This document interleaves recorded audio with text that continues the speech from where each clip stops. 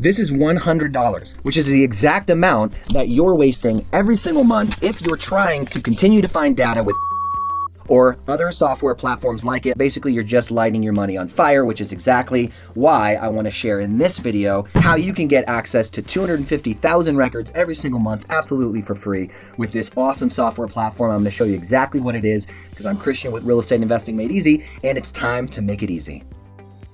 All right, so I kicked my feet up. I got my keyboard and my mouse, and I'm going to go ahead and show you right here on the screen. The first thing you have to do is go to propwire.com. So propwire.com, I already have an account.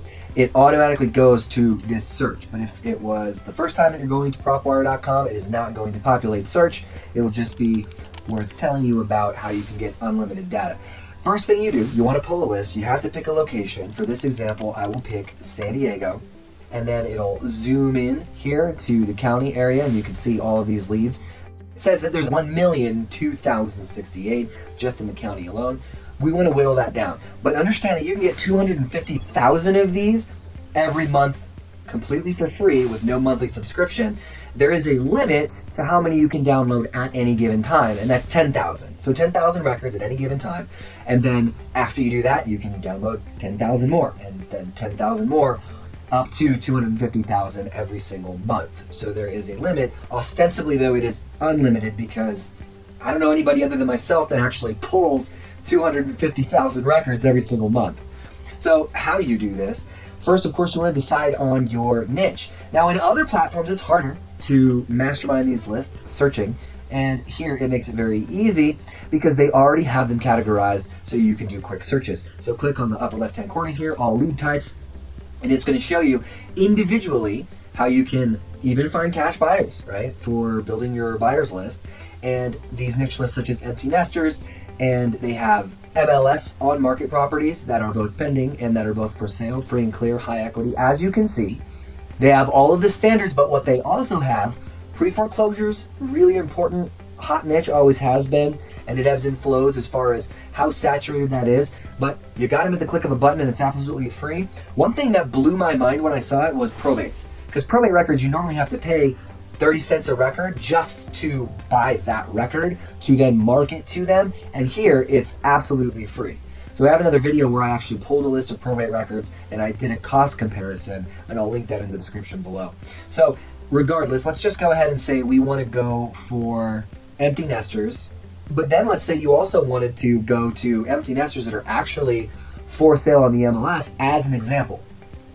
Now it says that there's about 87,000, but we want both of them combined, which is the reason this exists right here. This option says must match all selected. So there's 112. It's pretty targeted.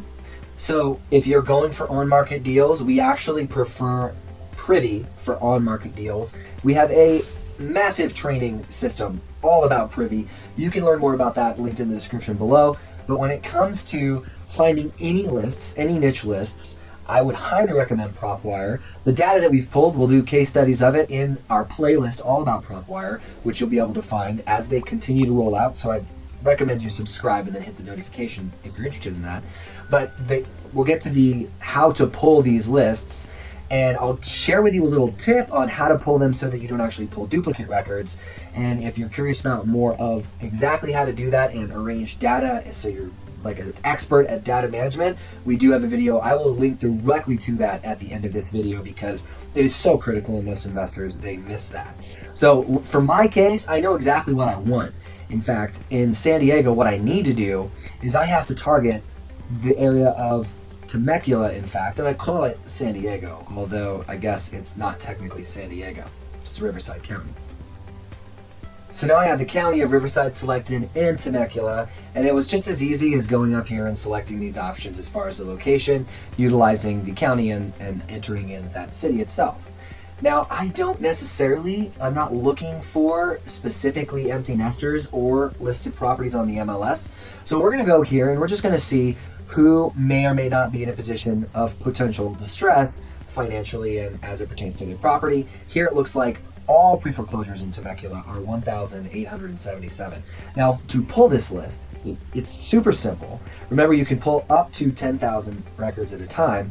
There's only 1,877, so you select all of them in the drop-down menu to select all. If it was 10,000, then that's what you would want to select. Or if it was 75,000 as a result of this search, then you want to go to select max in 10,000. But there is a way that I'll explain after this, how to make sure you don't pull those same records again, because ostensibly you're going to be skip tracing them, and if you pull multiple lists, then you're going to pay to skip trace those same lists. You don't want to do that. Obviously, you got free data here, which is high quality. You don't want to have to then just shoot yourself in the foot by spending extra money for that.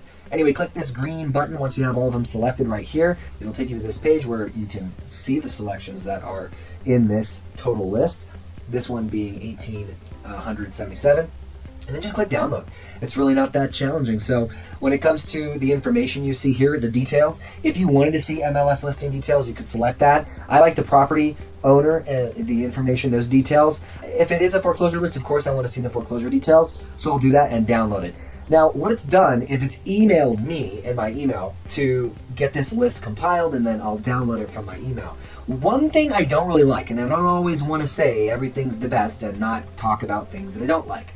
One thing I don't like is that when you go to pull multiple lists, it doesn't let you name the lists that are emailed to you.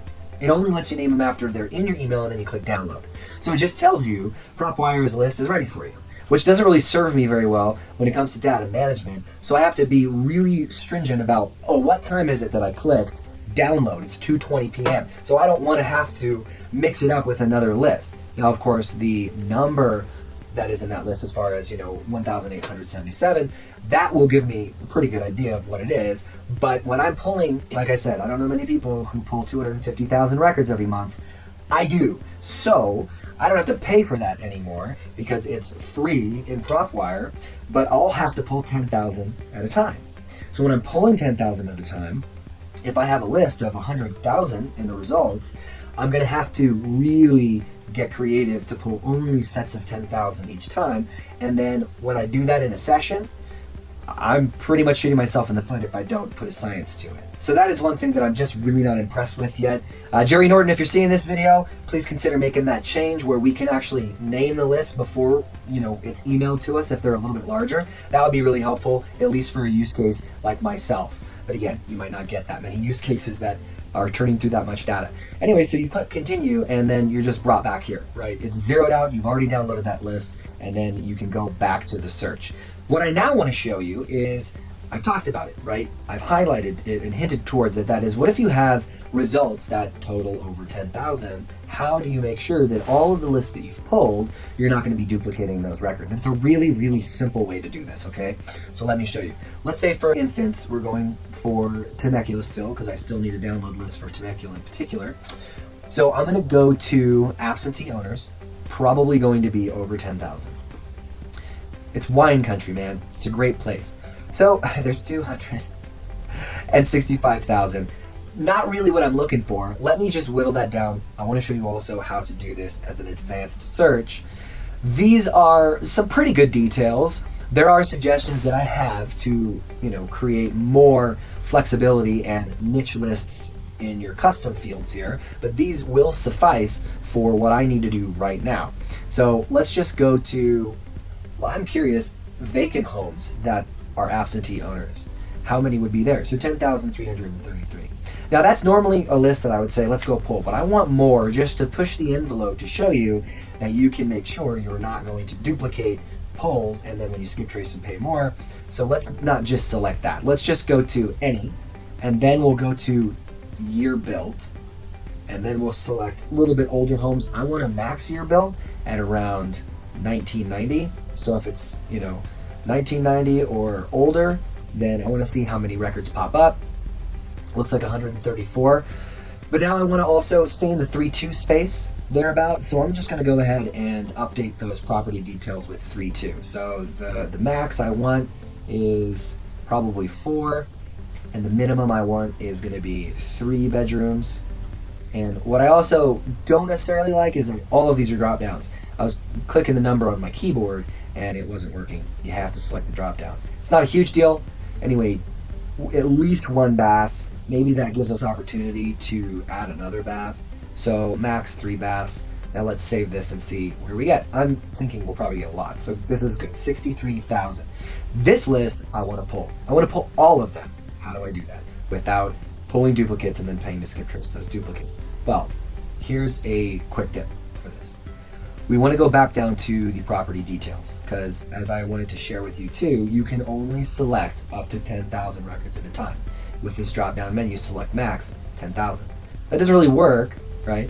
You can choose that quantity and say, okay, well, let's do 63,060. It's not going to let you do that because the value must be equal or less than 10,000. This is the way around that. Go back to the advanced search features and then select something like property details. And then make sure that you know 1990, that's your max. That's what I want, but whatever it is for you. And then let's select homes that are between 1970 and 1990.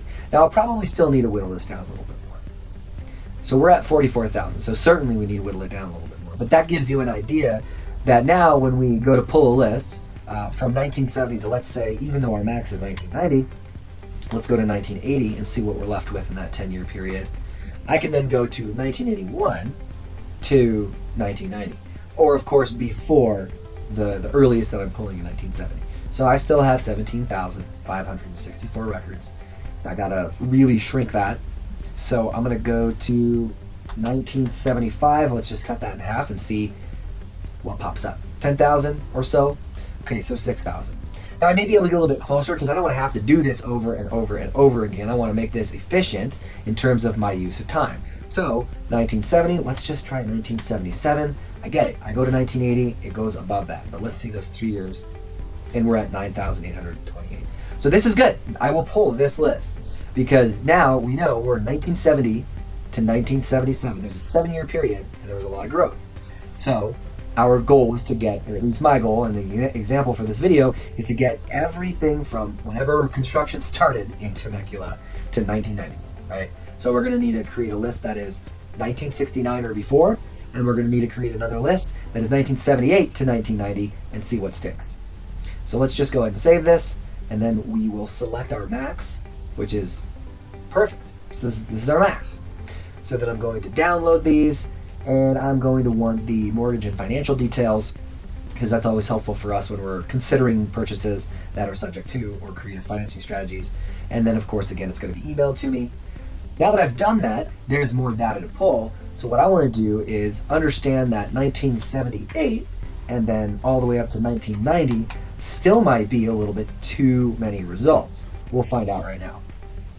So it's 34,000.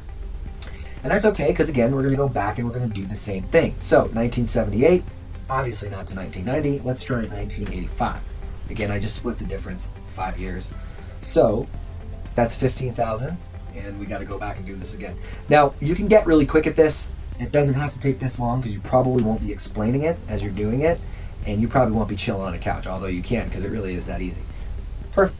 1978 to 1982 provides me with the list that I need, and it doesn't overlap with the last list that I just pulled. So I can continue doing that process, and short of boring the crap out of you guys by showing you the next list that I'm going to pull and how to download it, because you already know how to do that now, you are going to be rock stars at doing exactly this. But to manage the data, it's so critical most investors don't even try. They don't even worry about managing their data, and it costs them money. They're literally burning money. They're throwing money away. Let me give you an example. This is $1,000 burning. Okay, so don't do that, right? And in order to avoid that, just click this next video, and then we'll see you here where we're going to teach you all about how to manage your data appropriately and make it easy.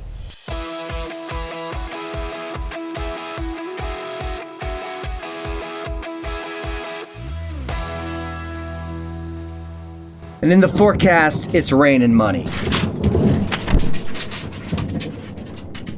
Now I gotta pick all that up. It sucks.